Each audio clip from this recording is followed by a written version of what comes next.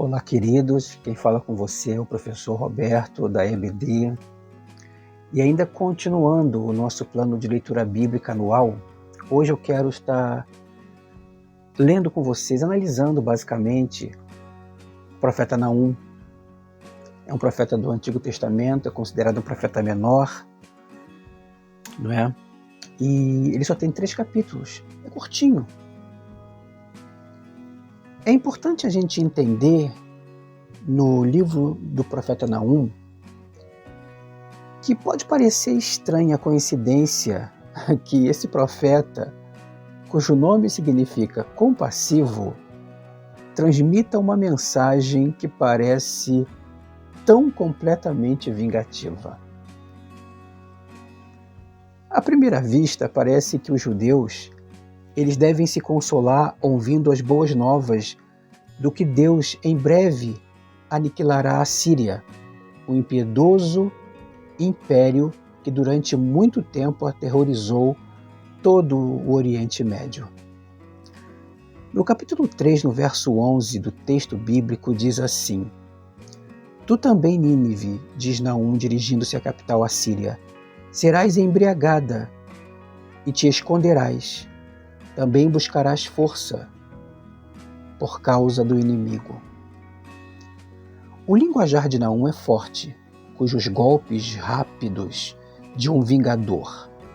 Mas a profecia escrita, como um poema cheio de simbolismo emocional, não pretendia justificar a vingança e a retaliação violenta. Ela foi escrita para assegurar o povo judeu de que o reino de terror da Assíria estava chegando ao fim. Amados, o mal é real. Os judeus sabiam disso muito bem, mas a justiça de Deus também é real. Mais cedo ou mais tarde, mas sempre no tempo indicado de Deus, o mal é interrompido e os culpados são punidos. É na libertação do mal e não na punição dos culpados que os judeus encontram a consolação. Para você entender o pano de fundo dessa história que o profeta Naum descreve nos 3 capítulos do seu livro, a Assíria, ela foi um país que durante muito tempo ela trouxe muita força bélica para com Israel, o Reino do Sul. É importante você notar que essa nação ela trouxe muito sofrimento aos judeus.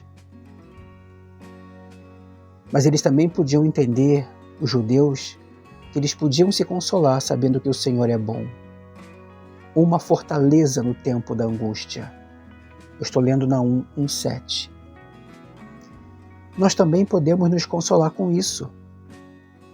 Não significa necessariamente que escaparemos incólumes ou com nossas vidas físicas intactas, mas nós resistiremos o mal sempre pela mão do Senhor. Você sabia que o Império Assírio foi um império de terror? Naum descreve o império tão perverso e brutal que ele torna a própria síntese do mal. Quando os assírios conquistam uma cidade, eles são impiedosos. Segurando bebês pelos tornozelos, eles agitam como bastões e os arremetem contra os muros de pedra. Os membros das famílias reais inimigas são leiloadas como ofertas mais altas ou torturados e executados. O livro de Naum, ele retrata a justiça de Deus, mas ele foi escrito de uma forma poética. Porque numa poesia e simbolismo gráfico para descrever a destruição vindoura da Assíria, Naum se utilizou da poesia. É importante você entender que os crimes da Assíria, ela traz para Deus uma indignação tão grande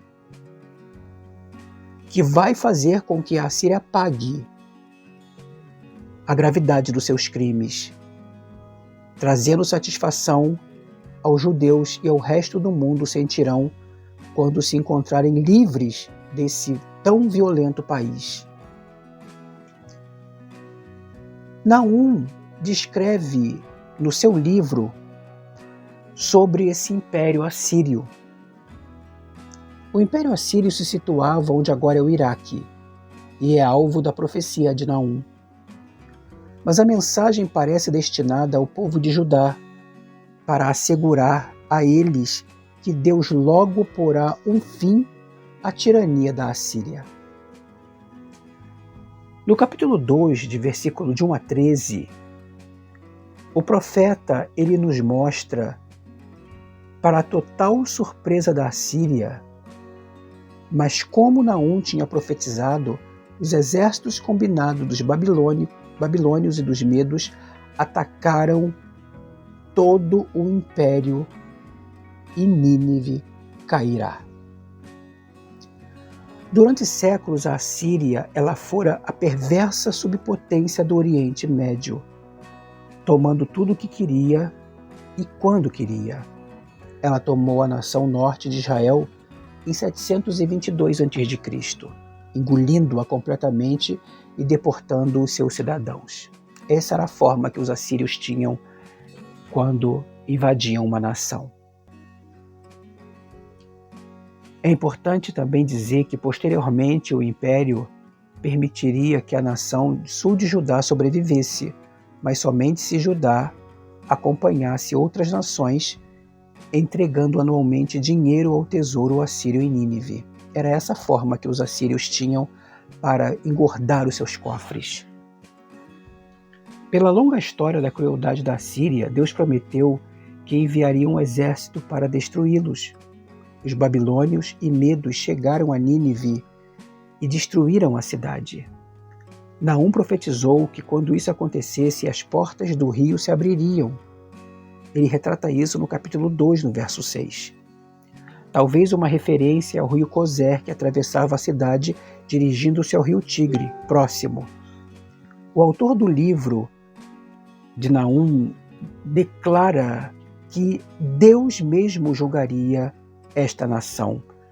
Porque no capítulo 2, verso 13, ele diz: Eis que eu sou contra ti, Nínive, diz o Senhor dos Exércitos. Disse Naum vários anos antes do ataque: Arrancarei da terra a tua presa, e não se ouvirá mais a voz dos teus embaixadores. Essa cidade foi arrasada, e somente no século XIX da nossa era é que arqueólogos conseguiram desencavar grandes quantidades de informações históricos arqueológicos.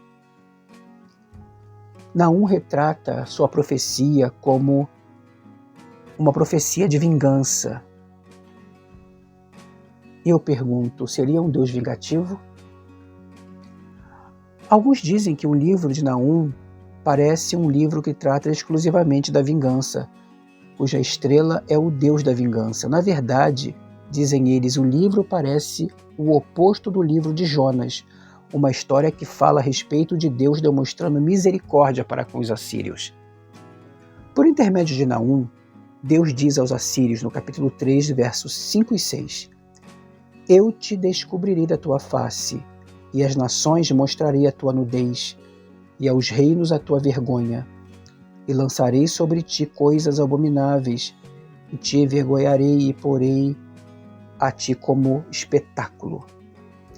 Esta poesia que faz soar a perversidade não é um retrato do caráter de Deus.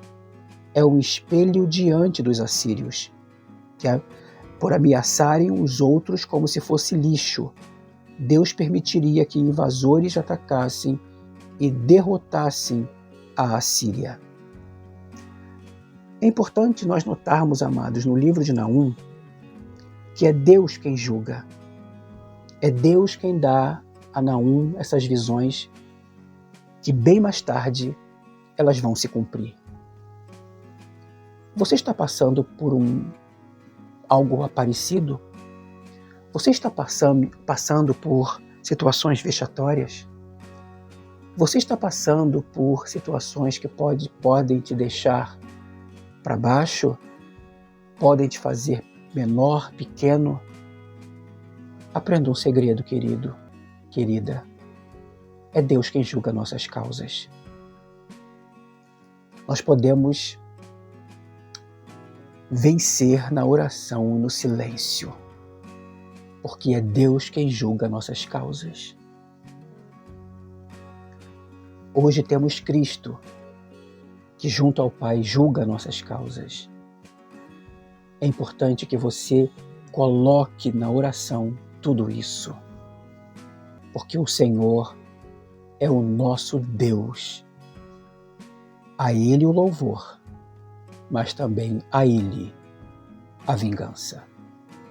Que Deus te abençoe, que Deus te dê uma terça-feira abençoada, ou melhor, uma quarta-feira abençoada, cheio da graça do Senhor e de força nele, porque o Senhor é bom e a sua graça dura para sempre. Fique na paz do Senhor. Deus te abençoe.